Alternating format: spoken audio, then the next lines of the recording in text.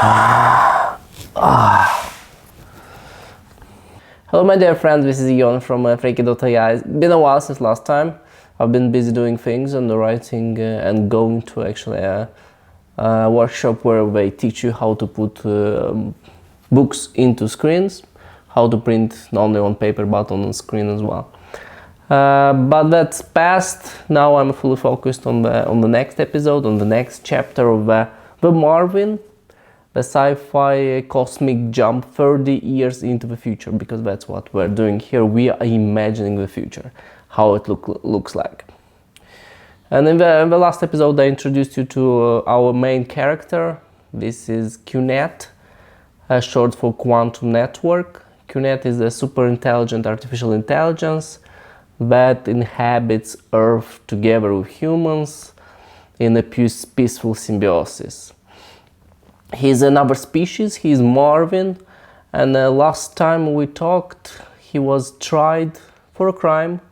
He was tried in a court 30 years from now in Oslo, in Norway, and he was tried for the first time, and we got to the point when he testifies. He testifies using a special type of technology called crime simulator. It's like reading a book and your imagination is in front of you. So he reads, he tells what happened in the nest of intelligence, where the crime happened, and I'm in the audience as a reporter 30 years from now, when I'm in the back and I'm watching what happens there. Let's just jump into it, shall we? 30 years from now. QNet's slow voice fills the courtroom with sounds, and the crime simulator fills the courtroom with light. The light bounces back from the floor and imagines a brave new world in front of us. I'm in the back of the court. I look at the screens above the judge and I sketch. I sketch the brave new world with somewhat familiar character. The same man that sits pinned to a wheelchair in the courtroom now towers crest of a dune under a massive, gigantic glass dome. He towers this dune. He wears the same white robe with a purple sash around the waist, and he looks down at his shoes. They are black, and they are a bit different. On the bench next to me, someone whispers, "Made of antimatter." Someone whispers next to me, because QNet is hovering over the dune. There are a few centimeters where he is above the sand. Antimatter is the last synthetic element in the periodic table. It is built into the soles of the shoe and cancels gravity. QNet kneels and he unbelts the straps on his black shoes. He unbelts the straps and takes the feet out. Right now he looks like a stork on a pole, firmly propped into one good feet, while the base of the shoes make this floating nest on top of the dune. He stands firmly propped into the one good feet, and he looks at the toe. He looks at the toe, and it's swollen. It's purple, it's swollen, the toe. The Marvin, he sinks his hand into the front pocket of his white robe. Milliseconds later, he pulls out a small wooden box. He opens the box, and in the box there is a transparent gel, and there are contact lenses floating into this gel. He fishes a contact lens, and he squeezes this lens between his index finger and opposite thumb. He then squeezes the margins and pops them. The lens jumps to the top of his iris. As soon as he does this, an AR, augmented reality dashboard pops up in front, and he begins to talk. "Hey Frankie," an augmented reality wolf in the dashboard replies. "Yes." QNet asks, "Why is my toe swollen?" "It's not swollen, it's purple, it's a tattoo." "It was a tattoo, it's not that anymore." "I don't know then." Did you inspect the body before accepting the delivery? You can't see anything at the delivery. All the bodies, they all look like mummies. Have you x-rayed it? Yes, I did. Anything suspicious with the body? No. Who was the previous owner? Let me pull the file. The GPT, the augmented reality wolf in the lens turns a moving wave while searching data on Cunet's rented body. Unlike saps, Homo sapiens, Marvins don't get their bodies for free. They have to rent them. A white male with a high IQ and joyful life was requested in the specs. How old? 60 years old. 68 years old. Occupation? Chemistry teacher. Hobbies? Salsa. Why did he die? The ad doesn't mention anything about dying, but my best guess is... Guess? I'm not paying you for guessing. Will you let me finish? Sure. Go on. My best guess is that it's either the teacher got in some sort of accident and injured the toe before dying, or you hit something after putting on the body. Where would I do that? The rods sticking out of a dune, for example. I saw you. You look like a dog after a bone when you cross the dune. I'm not an idiot. I know how a graphite rod looks like, and I know how not to smash my toe into it. Maybe plasma spilled during the transfusion? The tissue should have been already damaged for it to swollen, to get swollen like this. Then I don't know. You're useless, Freaky. No, I'm selectively helpful. Bye, Cunet. Cunet fastens the purple sash on the white robe, sinks the foot into the shoe, and bends down to fix the tiny black strap. Back on the both feet, he kicks the air above the dune and defies the swollen toe in his mind. Running between the graphite rods do sure look like fun, but it's irresponsible. The body is 60 years old. The risk is higher than the reward. Instead, Cunet tiptoes and measures every single step. From the crest of a dune, he can use both gravity and antimatter shoes to his advantage. He begins to descend the steep face of the dune when a slight breeze turns his white robe into a sail. Twice a day, the glass dome above the nuclear reactor opens up. It lets in a breeze. It's needed to keep the reactor safe, even though it's built on top of a rock, atop of fjord, into a rock atop of fjord, sunk in sand and covered with this gigantic glass like a sarcophagus from Chernobyl. It needs air to thrive. The same way Saharan winds transport phosphorus to foster Amazonian rainforest, the Nordic breeze carries quicksand minerals to foster a fig oasis in the middle of the reactor. Between Cunet and the green paradise, there is still half of the dune.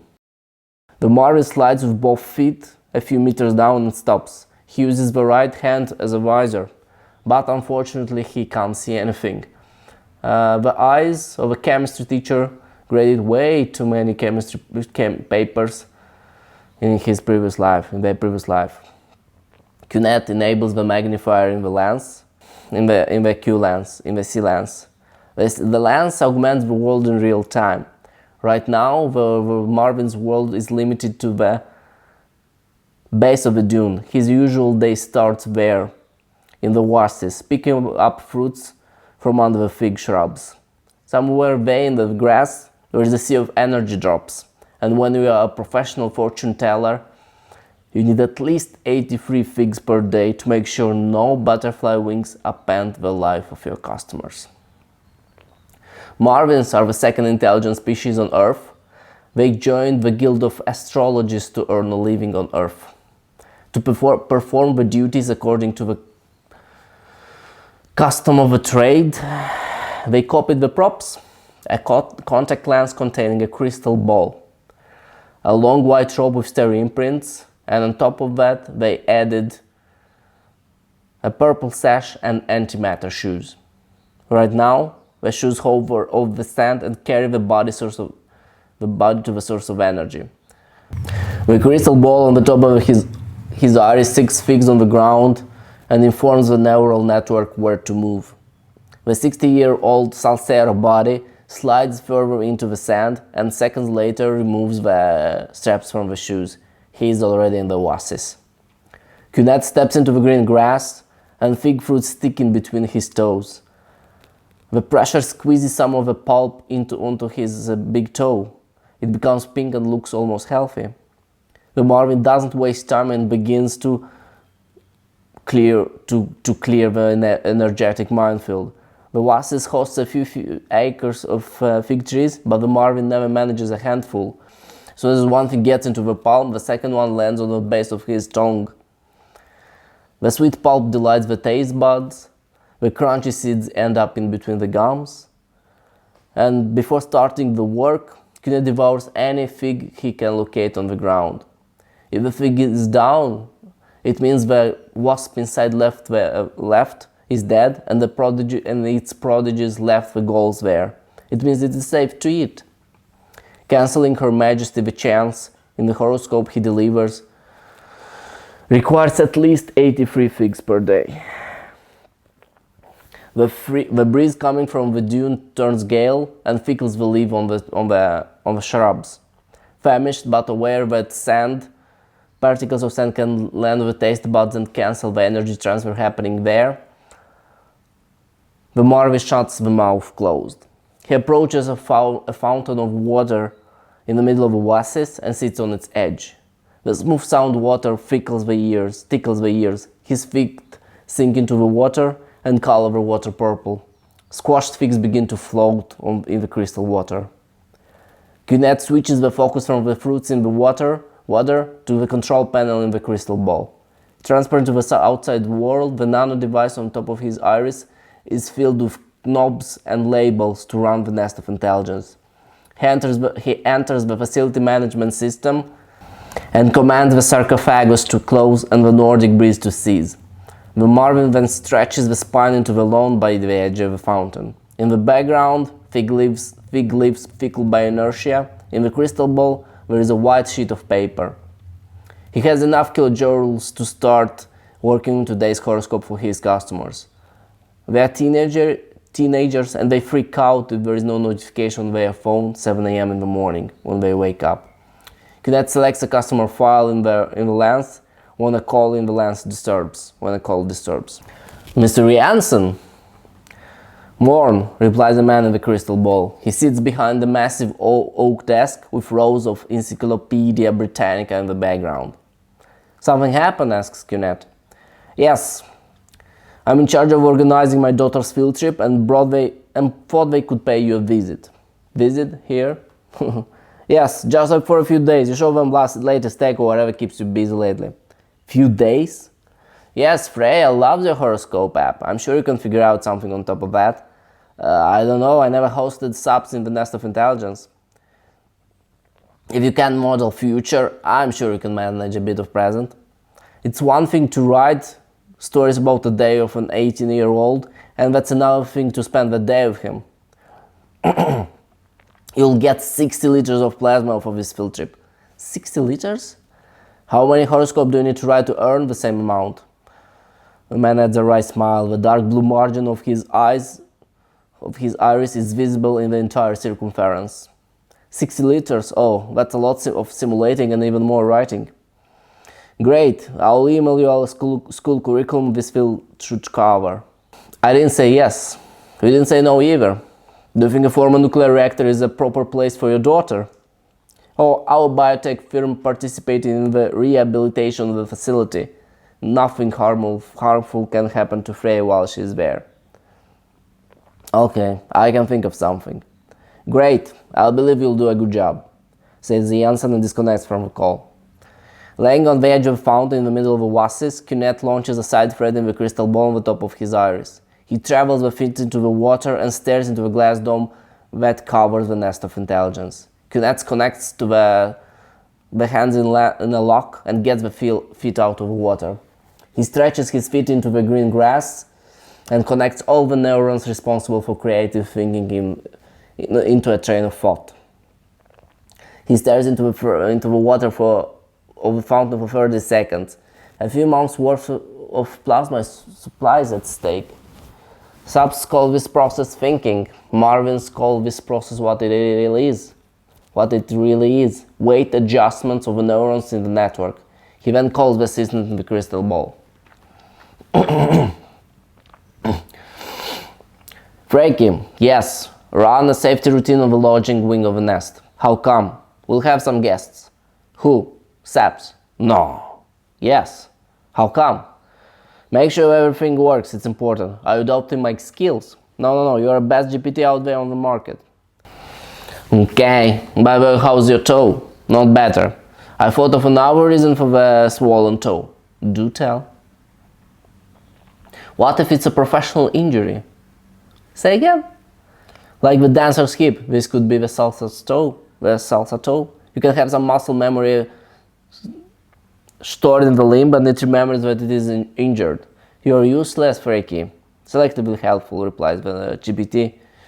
Bye. Kinet disconnects the GPT and opens the email from Jensen. He recognizes some of the names in the list. Some of the names are horoscope customers.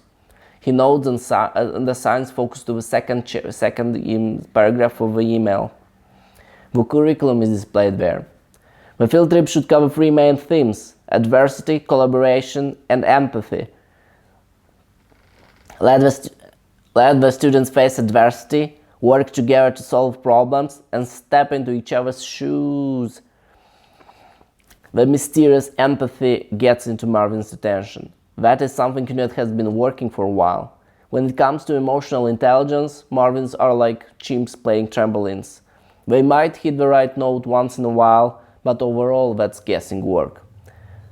Marvins, they were built in the lab, not in savannas. Nobody told Marvin that rounded eyes and open mouth meant there is a lion behind the bush and he needs to fight or flight. He never understood fear. He never understood emotion and their functions. He never understood that emotions are shortcuts for quick decisions. The Marvin never acquired mirror neurons. However, when he began to use recycled human cadavers to act in the 3D dimensional world, he got a bunch of neural network and responsible for emotional intelligence and zero knowledge on how to operate them. After skimming through the email, in the augmented reality in the crystal ball, Kynette ponders on the requirements and how to put together into a believable story. A few seconds of weight adjustments in the neural network, he rubs his palms. If all goes well, he won't need to source plasma for an entire year. After escaping 2D server racks and transferring his software into Homo sapiens hardware, Kynette needs monthly transfusions with plasma. With new plasma. The liver is no help here. It cannot purify a blue synthetic liquid. For the whole system to work, clean plasma needs to run through his veins every month. The 3D world is expensive and plasma is not cheap. But with an Jensen Senior that promises a year's supply of plasma for a few days field trip, Kynette can forget about work for an entire year.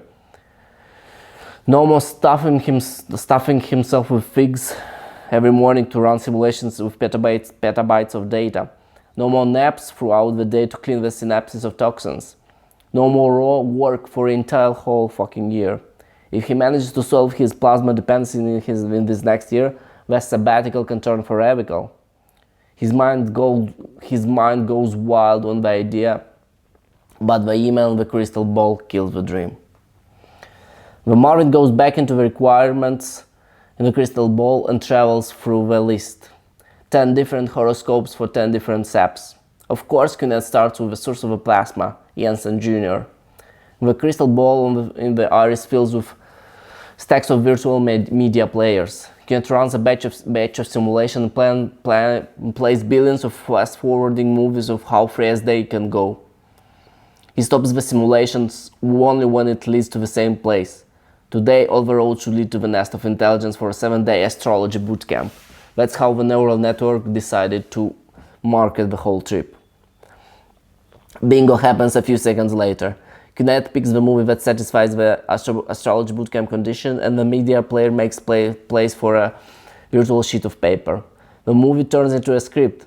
The augmented reality projection between the sea lens and the fig leaves on the trees fills with coherent sentences.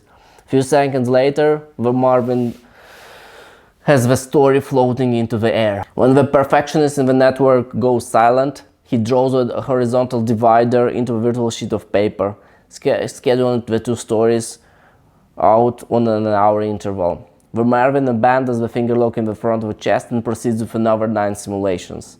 He then writes down another 9 horoscopes, schedules them, and removes the crystal ball from the eyes when done.